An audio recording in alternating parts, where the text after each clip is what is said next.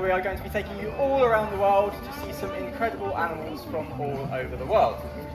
First of all, are you all having a lovely day? Yeah. You're not getting too hot? Okay, good. That's good to hear. Okay, just a little bit. So, I think we can get straight into the show. So to begin with, we are going to be going to the forests of Central and South America. So as you look at our display on here, I want you to imagine that you are looking up into the forest canopy, perhaps of the Amazon rainforest. And I can tell you that our first animal is actually here with us already. Has anyone managed to spot our first animal up in the trees? Not just yet. Anyone still looking? Okay, well, I can tell you I can bring him a little bit closer to you. This, everybody, is Elton. And what animal is Elton? Does anyone know? An owl. I heard an owl. Fantastic. Yes, so he is an owl, and in particular, he is a spectacled owl. So why is he called a spectacled owl? Well, if you look at Elton, you can see these really distinctive white feathers that he has around his eyes, and they give him his name, the spectacled owl, because it looks like he is wearing spectacles. And of course, Elton here, he is named after another famous spectacle wearer, that being Sir Elton John. So, now, Elton, he might look cute and cuddly, but he is actually a ruthless predator. And that is because of some really cool adaptations that Elton has to being a predator. So, you might see that he has these spectacles around his eyes, but behind these, he actually has these big yellow eyes. And what they allow Elton to do is to see incredibly well. So Elton is a sit and wait predator. So what he does is he'll sit in a perch in the trees, and he will use these fantastic eyes at dusk or at night to see his prey, and yes, then he will go and get them. Now, another adaptation that Elton has is the ability to fly incredibly silently. So as he makes this next flight, I want you to see if you can hear Elton fly. And I think probably not, because he is actually what is known as a silent flyer. So this means that when he does fly, he makes almost no sound. And this is because of some really cool special adapted feathers which do not make a sound as he passes through the wind. And this is really important for Elton, number one, because it means that once he has seen his prey, and once he flies towards them, they do not hear him coming. So he can go and get his prey without them even detecting him. But it is also important for another reason, and that is because Elton has incredibly good hearing. He has something called asymmetric hearing, which means that his ears are actually placed in different places on his head. So whereas my ears are pretty much the same height on either side of my head, his are a bit like this, and that means that he's able to create a really detailed picture of his surroundings with his hearing. And if he were to make a noise as he was flying through the sky, that would mean that it would distract from his incredible hearing. Now, what is Elton hunting out in the wild? Well, I can tell you that he has an incredibly diverse diet. Elton, we are talking all about poo at the zoo at the moment, and I can tell you that Elton, he has an incredibly varied diet. Studies of spectacled owl poo have shown that they eat as many as 400 different animal species. So he has an incredibly varied diet. And what sort of animals is he eating? Well, he might be eating lizards, for example. He might be eating other birds, so other birds which have gone to bed at night roosting in their trees. Elton, he will see them with his fantastic eyes, and he will take them off their perches. But there is another animal that we have here in the zoo which is a particular favourite of Elton's. And that animal is very slow moving. It hangs up in the trees, in the jungle. Does anyone know what that animal might be? A very slow mammal. Sloth, fantastic. I heard it, many times I heard it. Yeah, Elton and spectacled owls, they are known to actually eat sloth. So I'm sorry if you're a sloth fan, but that is a fact. So this is Elton's last flight, by the way, so make the most of him while you can. But it is not actually adult sloths that Elton is eating. He is a big fan of baby sloths, so I'm very sorry to inform you of that, but he does love a baby sloth. And this is because Elton can use those fantastic eyes of his to see baby sloths.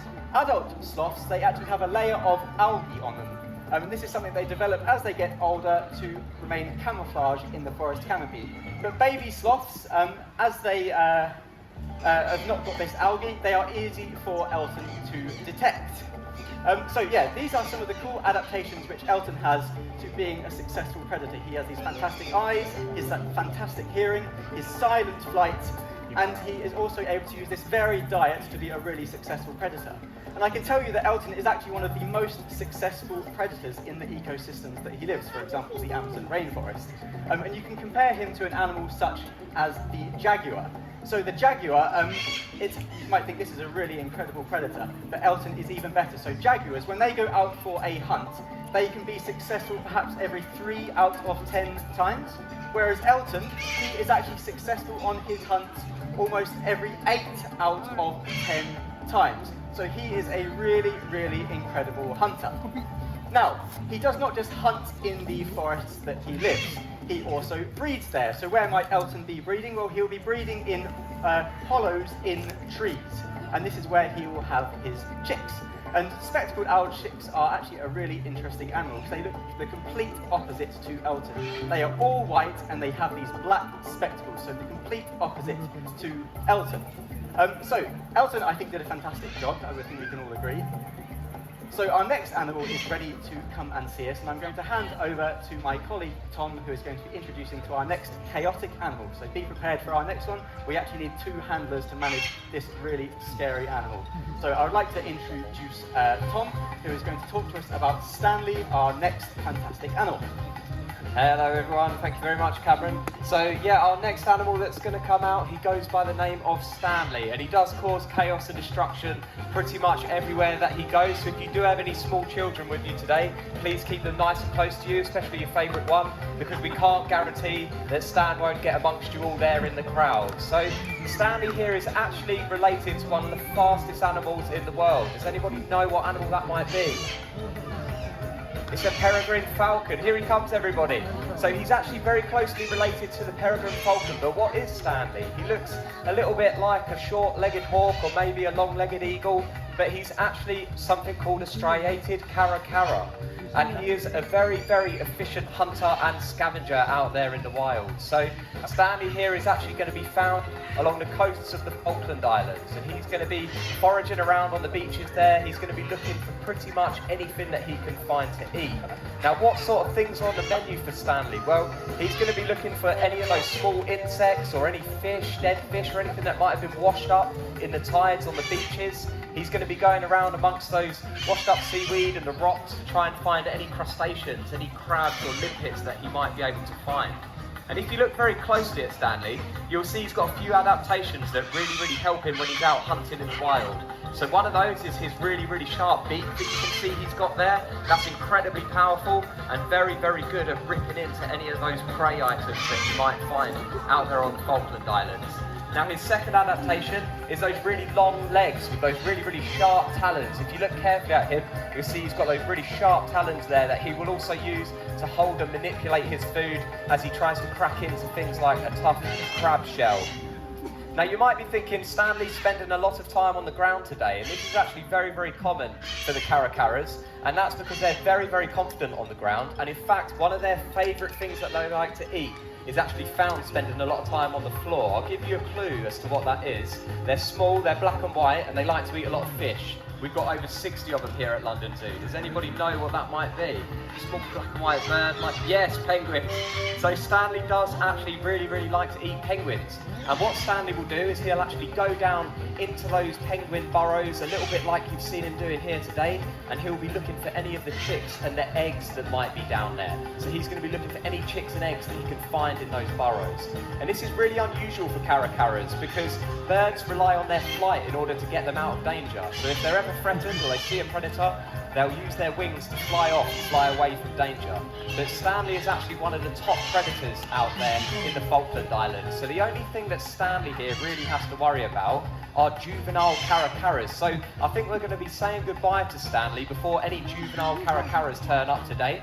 But what would happen in the wild is the breeding pair, they would often make a nest down on the ground in a tusk of grass, and they'll rear their young there. Once those young have come to the age where they fledge the nest, the adults will actually chase them away from the nest, and they will all club together and form a small gang. And what those caracaras will then do is they'll go around as a small gang and they will mob any of the adult birds that they can see. So they'll carefully watch them, they'll watch them hunting, and they'll learn their skills from those adult birds. But in the meantime, they will actually rob them of any of the food that they manage to find on their own. So they are very, very resourceful birds. Actually so resourceful that in times of hardship, when there isn't as much food around, they will actually resort to eating poo. So they will actually resort to eating seal or sea lion poo, which is a little bit disgusting, isn't it? Now, what did you think of Stanley? Did you all like him, everybody? Yeah, he was pretty cool. He got quite close to you today, didn't he? So I think we're time for our final animals of today's show.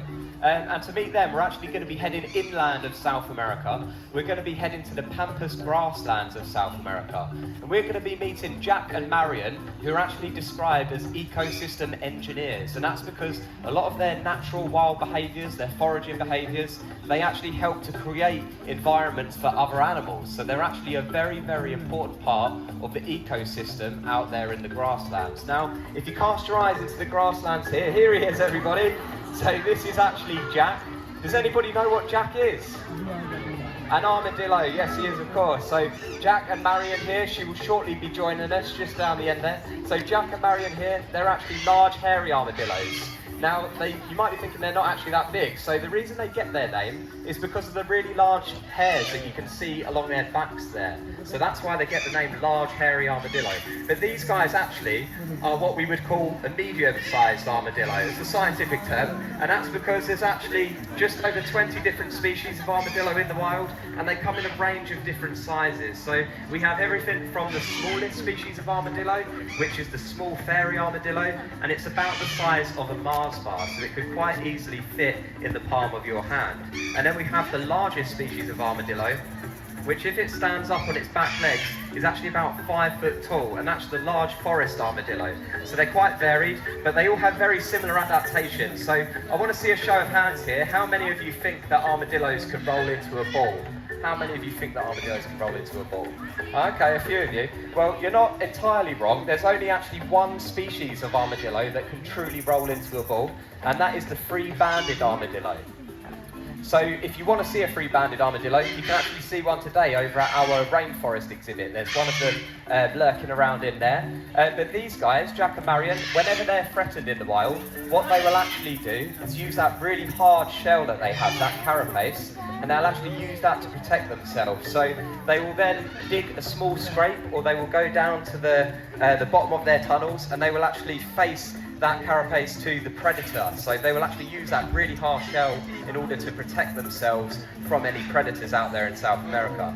Now, you might have noticed that these guys have got incredibly long claws, and that's pretty common of the family that they're in. These guys actually belong to the Xenarthra family, which has the same animals as anteaters and sloths. So they're from the same family as those animals, and they share the same sort of diet as anteaters. So they're going to be looking for any insects that might be down there, down on the ground in the grasslands of South America. Now, what did you guys think of the armadillos? They were pretty cool, weren't they? Okay, so I think Jack and Marion have headed off now back into the grasslands, and that does bring our show to an end today. So I want to thank you all for coming to ZSL London Zoo today, and for helping support us.